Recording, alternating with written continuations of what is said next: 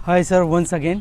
Yes sir, good job done. ये बहुत बढ़िया। हाँ। आपको इस तरीके से बिठाना पड़ रहा है मेरे को, उसके लिए सॉरी। नहीं सॉरी, आपने जो मेहनत की है इसमें पत्थर उठा के वो क्लिप दिखा देना सर। बिल्कुल रॉक कास्ट। Yes sir.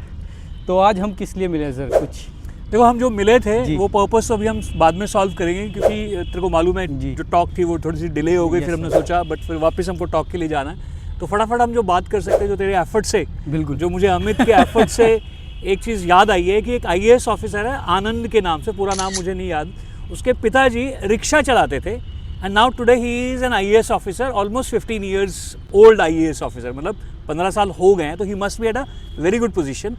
उसने अपनी ज़िंदगी के बारे में बताना जब स्टार्ट किया था ना, तो उसने एक सेंटेंस बोला था कि मेरी ज़िंदगी अगर आज इतनी खूबसूरत है तो इसीलिए है क्योंकि मैंने अभाव का प्रभाव देखा है। मतलब ज़िंदगी में जब आपके पास कुछ नहीं होता है और फिर जब आप हाथ पैर मारते हो, तो ये बिल्कुल स्वामी विवेकानंद वाली कहानी की तरह हो जाती है बात कि स्वामी विवेकानंद ने या किसी ने भी किसी से पूछा था, सुकरात से पूछा था, इस तरीके से इस कहानी को सुनाते हैं कि स्वामी विवेकानंद जी परमहंस जी के पास गए, उन्होंने बोले सफलता कैसे मिलती है जी। तो उन्होंने बोला कल सुबह गंगा के किनारे आ जा। तो गंगा किनारे गए स्वामी विवेकानंद जी, तो उनको पानी में ले गए परमहंस जी, और उन्होंने क्या किया, स्वामी विवेकानंद जी का गला पकड़ा और पानी में डुबो दिया। और वो ऐसे छटपटाए कि उनको लगा कि मैं अपने गुरु को ही थप्पड़ मार दूं कि कर क्या रहा है मेरे साथ। तो जैसे ही वो बाहर आए, सांस लिया, तो परमहंस जी ने बोला कि जब तुम अंदर थे तब तुम्हारे मन में क्या विचार चल रहा था? बोला मेरे मन में सिर्फ एक विचार चल रहा था, मेरी जान कैसे बचाऊं। बोला जिस दिन तुम्हें ये लगेगा कि मुझे जान कैसे बचानी है, मेरे एफर्ट के साथ मुझे अपनी जान बचानी है, उस दिन वाला जो माइंडसेट होगा, वो जो माइंडसेट होगा ना, वो अल्टीमेटली तुम्हें सफल करेगा। तो अभाव का जो प्रभाव है, हवा के अभाव हो गया ना वहाँ पे, तो अभाव का जो प्रभाव है ना, वही आपको ज़िंदगी में बनाता है। तो कभी नहीं सोचना कि हमारे पास ट्राइपॉड नहीं है, हमारे पास माहौल नहीं है, इधर शोर है। एक ही चीज़ करनी है और वो है शुरू हो जाओ बस। सर एक चीज़ मैं कहना चाहूँगा, सीरियसली मेरा मतलब मैं अंदर से नहीं आ रहा था, जिस हिसाब से सर ने आके पत्थर को उठाना शुरू किया और इस पॉडकास्ट के लिए, रिकॉर्डिंग के लिए अभी भी आपने बहुत ज़्यादा इनकरेज किया है। मैं तो सोच रहा था सर यहाँ हो पाएगा नहीं हो पाएगा, कैसे करेंगे। ट्राइपॉड तो है नहीं हमारे पास। 10 बातें जो मेरे को रोक रही थी। और मैं इस एज में हूँ कि मैं, कहते हैं ना कि आपकी एज तो वो वाली है कि पैर मार के पानी निकालने वाली, लेकिन आप सर सीरियसली ये चीज़ें आपसे मेरे को अभी बहुत सीखना है। और ये जो हुआ पाया, ये रिकॉर्ड जो हो पा रहा है, सिर्फ और सिर्फ सर की वजह से हो पा रही है। गुड, क्योंकि ये हमारी वजह से होती है, हर चीज़ मिलती होती है। नहीं सर, एक शोर मचाता है, बाकी सब साथ चल पड़ते हैं। तो और सर आजकल हाल ही में आपकी जो रील्स जो मैं देख रहा हूँ, वो काफ़ी ज़्यादा देशभक्ति या एंटी एस्टेब्लिशमेंट या सत्ता के खिलाफ जी। तो वो क्यों? सी, अगर आप एक अच्छे सिटीजन हो और आपको कुछ प्रॉमिसेस करती है आपकी लीडरशिप, और वो जब पूरे नहीं होते हैं, तो आपके पास एक तो कॉन्फिडेंस होना चाहिए, करेज होना चाहिए सवाल करने का। बिल्कुल। क्योंकि जब तक सत्ता सवाल नहीं करेगी, सत्ता की आवाज़ नहीं पहुंचेगी ना, ये सब लोग, ये हमारी नेचर होती है। मोदी अच्छा बुरा की बात नहीं है, ये हमारी नेचर होती है। कोई कुछ कह नहीं रहा है तो उसका मतलब है सब ठीक होगा। तो उनको पता होना चाहिए कि आप क्या कह कर आए हो, और वो सब ठीक नहीं है, कोई बताने वाला होना चाहिए। तो मैं वो बताने वाला बनने की कोशिश कर रहा हूँ कि कुछ तो अवेयरनेस हो। मुझे कोई फर्क नहीं पड़ता, और मुझे डर भी लगता है कि सत्ता के खिलाफ अगर आप बात करते हो तो आपके ऊपर कहाँ से प्रेशर नहीं आता। घर से प्रेशर आता है, रिश्तेदारों से आता है। मेरे दोस्त फ़ोन करके मुझे बोलते हैं कि यार साहिल तू किन चक्करों में पड़ा हुआ, तू अपनी मोटिवेशन का काम कर, अपनी ट्रेनिंग का काम कर। तो मुझे लगता है कि जब तक सत्ता के साथ सवाल नहीं होगे ना, आपकी लाइफ की क्वालिटी नहीं इंप्रूव होगी। तो वो मैं आज की डेट में दर्द देख रहा हूँ। ये नहीं कि आज देख रहा हूँ, मोदी के गवर्नमेंट में नहीं, मैं पहले से ही करता था। राजीव गांधी था तब भी सवाल, मनमोहन सिंह जी थे तब भी सवाल करना बड़ा जरूरी है। पहले ये मीडिया नहीं होता था, इंस्टाग्राम नहीं होता था, तो आवाज़ दूर तक नहीं पहुंचती थी। Thanks to Instagram and this media की आवाज़ दूर तक पहुंची। और सर जैसे कि अभी AI के उसमें चल रहा था कि एक जो हुआ अभी जी, तो उसके बारे में क्या बोलना चाहोगे आप? देखो, कोई भी आदमी ना झूठ देर तक और दूर तक नहीं जाता है। बिल्कुल नहीं जाता है। मोदी गवर्नमेंट ने गड़बड़ क्या की है सर, कि वो पॉलिश्ड चीज़ें दिखाते हैं। वो बाहर से एस्थेटिक्स खूबसूरत होनी चाहिए, वो दिखाने की कोशिश करते हैं, और वहीं पे गड़बड़ हो जाती है। तो कभी ना कभी बोलते हैं ना, ऊपर वाला तो सब देख रहा है, वो कहीं ना कहीं कुछ ना कुछ आपकी गड़बड़ होगी तो वो जग जाहिर हो जाएगी, उजागर हो जाएगी, और आप एक्सपोज हो जाते हो। तो मैं एक चीज़ कहना चाहूँगा, बहुत शिद्दत से, दिल से कहूँगा कि हम लोग हिंदुस्तानी जो हैं, आज से नहीं या 2012 से नहीं, मोदी नहीं, राहुल नहीं, मुझे नहीं मालूम है, लेकिन हम पूरी दुनिया पर, स्पेशली इंडियंस, हम बाहर के दिखावे पे बहुत फोकस करते हैं बहुत बाहर के ज़्यादा। दिखावे पे हाँ। क्या, तो दिखावे पे फोकस करना जो है ना वो आपको अंदर से कमजोर कर देता है। आपको तो बाहर से तो दिखाना, अंदर से जैसे मर्जी हो।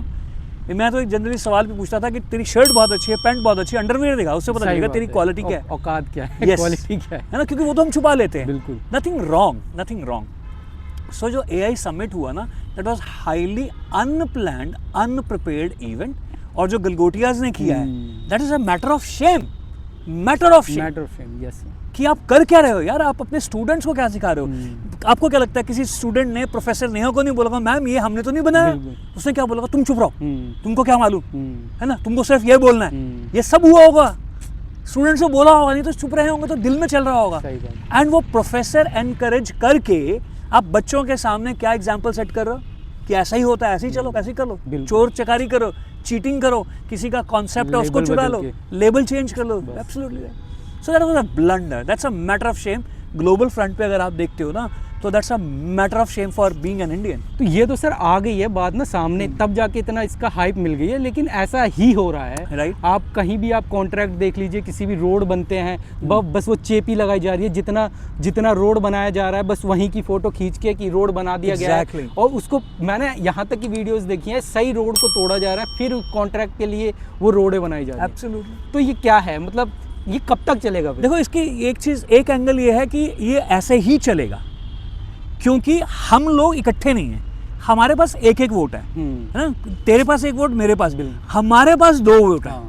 ये जब तक हमारी वोट्स की बात नहीं होगी ना तब तक बात नहीं बनेगी। मैं हमेशा एक चीज बोलता हूँ, there is never a majority that wins. तू और मैं मेजॉरिटी में, मेजॉरिटी नहीं जीतती है, ये माइनॉरिटी जीतती है, बट हमारी स्टूपिड मेजॉरिटी इस माइनॉरिटी को जीतने में मदद करती है।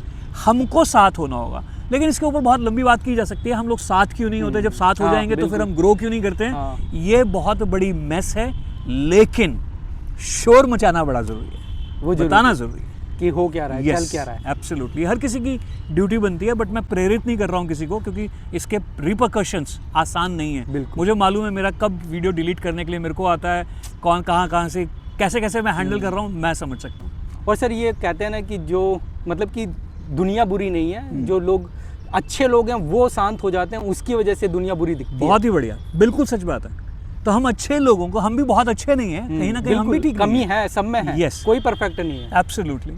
लेकिन हमें जो सही है सबके लिए वो आवाज़ उठानी चाहिए। मैं तो छोटा सा एग्जांपल एक ही ले लेता हूँ। दुनिया का एक आदमी है जिसने यंगस्टर्स को, स्पेशली बॉयज़ को, मेल्स को इंस्पायर किया, भगत सिंह जी। जी बिल्कुल। क्या ज़रूरत पड़ी थी, अच्छे भले अपने खेतों में खेती करता है, बिल्कुल, आज करोड़ोंपति होता है, जितनी ज़मीन उनके पास आज भी है, उसके बच्चों के बच्चों के बच्चों के पास वो करोड़ोंपति होता है। उसको क्या ज़रूरत पड़ी थी, लेकिन उसको लगा कुछ गड़बड़ है और ये मेरी ड्यूटी है।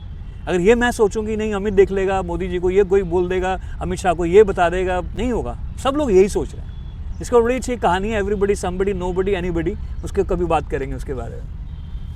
नहीं, मुझे लगता है अभी हमको जाना भी है। Okay, thank you. तो इसको हम क्लोज कर देते हैं इस बात। जिंदगी में अगर आपको, मुझे, किसी को भी ये फील आती है कि यार मेरे पास रिसोर्सेज नहीं है, तो आप सबसे बेवकूफ़ इंसान हो। अगर आपके ख्वाब हैं तो हमेशा याद रखना, अभाव का प्रभाव, IAS आनंद को ज़रूर सुनना, आपको समझ में आएगा कि किस तरीके से एक व्यक्ति कहाँ से अपनी ज़िंदगी, और ऐसे हज़ारों एग्जाम्पल हैं, कहाँ से शुरू करता है और कहाँ से खींच कर ले जाता है। तो आज के बाद ये मत बोलना मेरे पास अच्छा फ़ोन नहीं है, इसलिए मैं कंटेंट नहीं बना रहा हूँ, पहले मेरे पास पैसे आ जाएंगे, कैमरा होगा, स्टूडियो होगा, सेटअप होगा। बुलशिट। आप हमारा सेटअप देख सकते हैं। ताकत नहीं है, आप में दम नहीं है। यस, हाँ, अब आप बोलो, आप क्या बोलो। आप हमारा सेटअप देख सकते हैं, मैं क्लिप्स शेयर करूंगा ये कैसे बनाया है हमने ये सेटअप आज का। Absolutely. Okay, thank you sir. Thank you so much, God bless you. हमको जाना है, तो अमित तेरा बहुत बहुत शुक्रिया। I love you.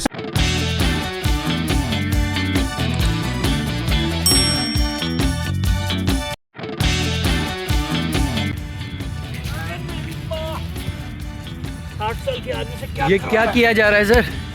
हाँ, ये हम पॉडकास्ट की तैयारी कर रहे हैं, तो हम इसको बोलेंगे रॉक कास्ट, पत्थरों के ऊपर बैठ के।